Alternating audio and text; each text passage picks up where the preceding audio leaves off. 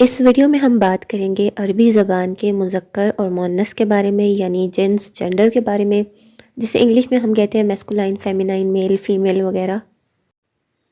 جیسا کہ میں نے بتایا تھا کہ ایک اسم کو جب ہم نے جملے میں استعمال کرنا ہوتا ہے تو اس کے بارے میں ہمیں 4 باتیں معلوم ہونی چاہیے۔ پہلی چیز معرفہ اور نکرہ ہونا تھا، وہ میں آپ کو سکھا چکی ہوں۔ اب ہم بات کریں گے اس کے جنس کے بارے میں۔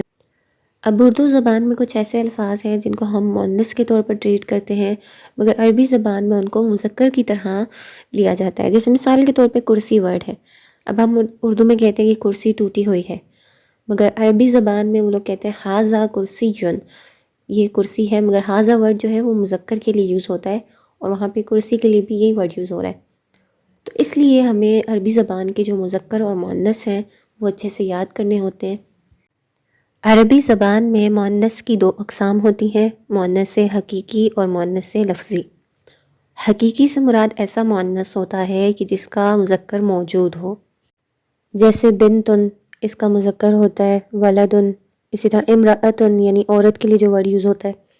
تو اس طرح کے اسماء جو ہیں یہ مؤنث حقیقی کہلاتے ہیں کہ جن کا مذکر موجود ہو۔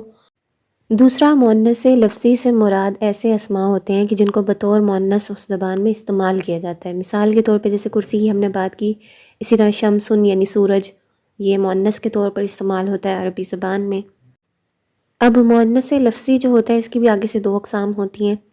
ایک ایسا مؤنث کے جو علامات کے ذریعے پہچانا جاتا ہے، کچھ علامات ہوتی ہیں مؤنث کی ان کے ذریعے، اور دوسرا سماعی کی جو اہل زبان کو سن کر ہم سمجھتے ہیں کہ لفظ مؤنث ہے۔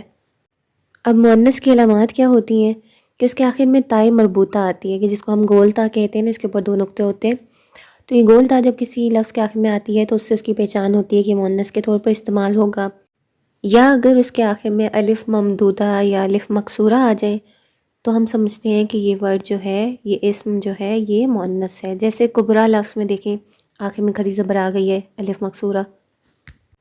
اسی طرح مؤنث سماعی کے جو اہل زبان کو سن کر ہم سمجھتے ہیں کہ مؤنث ہے، جیسے مثال کے طور پر وہ اعضاء ہمارے جسم کے جو 2 ہوتے ہیں وہ عربی زبان میں اکثر مؤنث ہوتے ہیں۔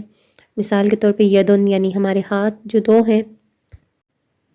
کبھی ہم کسی مذکر لفظ سے مؤنث بناتے ہیں اس کے آخر میں مؤنث کی علامت لگا کر، جیسے مثال کے طور پہ ایک لفظ ہے مسلمن، اس سے اگر ہم نے مؤنث بنانا ہے تو ہم اس کی تنوین ہٹا دیتے ہیں، میم کے اوپر زبر لگا دیں گے تو یہ بنے گا مسلمہ، اور آخر میں اس کے تائے مربوطہ لگا دیں گے مسلماتن، ٹھیک ہے؟ تو مسلمن سے بن گیا مسلماتن، مسلماتن فیمیل کے لیے یوز ہوگا۔ اسی طرح طبیبن سے طبیبتن، مریضن سے مریضتن، اور طیبن سے طیبتن، اس طرح سے جو مؤنث ہے ان کو مذکر لفظ سے بنایا جا سکتا ہے۔